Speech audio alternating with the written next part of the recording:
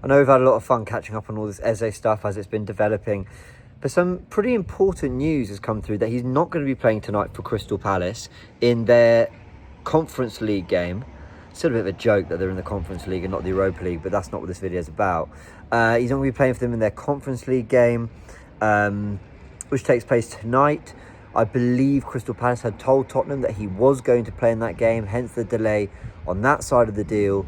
But was that just stalling from Crystal Palace, knowing that Arsenal were going to come in at some point? Some journalists have come out and said that conversations were going on. So I think Miguel Delaney and Fabrizio Romano have said the conversation had been going on as early as Sunday. And I think Miguel Delaney said even 10th of August was when Arsenal really started to ramp things up for Eberechi Eze. So all this kind of makes you wonder how much was really going on behind the scenes that we didn't know about. Maybe Arsenal were there and it wasn't just some instant reaction to the Kai Havertz injury. At the moment, I'm waiting to do a breaking news on the Kai Havertz injury layoff, how long that will be. But at the moment, there's everything from, I think TalkSport said a few weeks, to Miguel Delaney saying 3 months it could be. So we'll wait and report on that properly. But it doesn't look like this Eze thing was just an immediate reaction to the Kai Havertz thing, that this was a player we were interested in and we'd really been umming and ahhing over whether to fully go for it, and we are. But anyway, the big point of this video is to talk about the fact that he's not playing in this Conference League game. And I was saying on Forever Arsenal that it would be kind of crazy if he did. Like, part of me liked it for him. You know, go out there one last time for Palace, get that experience of a European night for Crystal Palace, because he's been there a long time. He's a club legend. He's scored their FA Cup final goal. He's a big part of why they're there. And to kind of get those final minutes for them in that European game, I think would have been a really, really nice send-off. But then reality kicks in. Anything, a pulled calf, a twist of the knee, you know, literally anything, a bad tackle that you get a bit of a knock and then that needs to be looked at.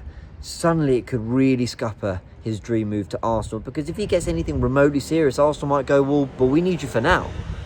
And suddenly that might be a deal they pull the plug on, having just hijacked it from Tottenham. I would hope not, because I think he's so good that you get him in. But that's the reality of football business. So he's not going to be he's not going to be playing, but he will be going to Selhurst Park and he will be getting a final goodbye. And I think this is a nice moment to reflect. It's not really what this channel's for, but I think it's a nice opportunity to reflect on how Eze has conducted himself through this whole thing.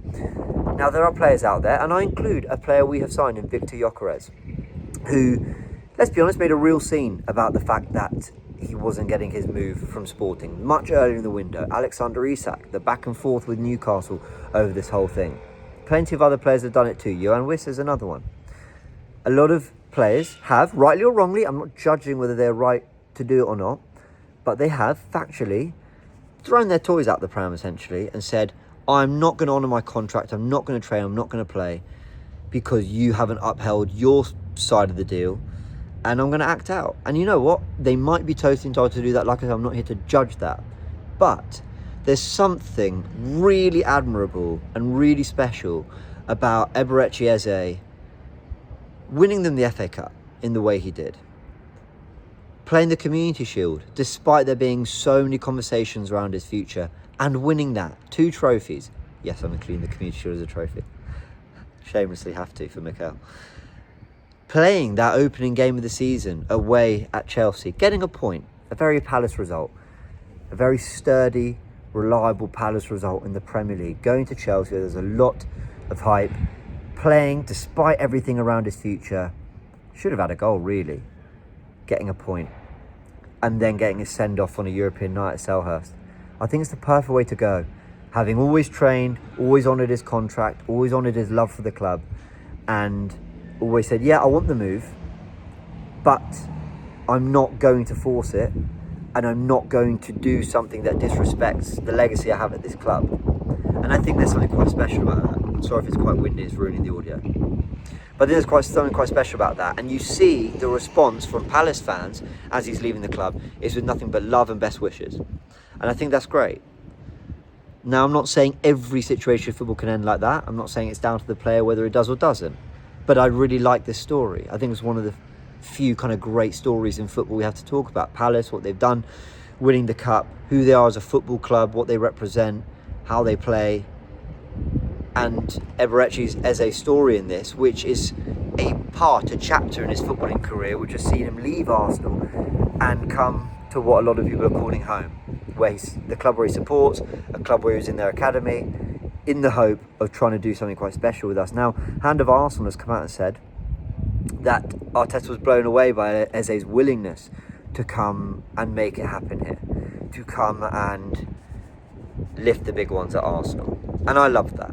I really, really love that. Now, look, I think you're always going to get, to a degree, these kind of briefings. You kind of wonder why it takes so long to do this deal if Arteta was blown away by the player. But you never know what's going on behind the scenes. And who knows if they were negotiating a Rodrigo situation, if they were looking at other targets. Maybe Arsenal were working this for so long it was just very quiet. So it seems like a deal we did quickly, but actually never was. All these things are important to remember, that we don't know the full context. But we as fans can only react to the news we get. The club can choose to put more news out there if they want. But in this situation, it seems to work for us, as Tottenham didn't really see us coming, and we've picked up the player. He gets his send-off, he deserves it. Say his goodbyes.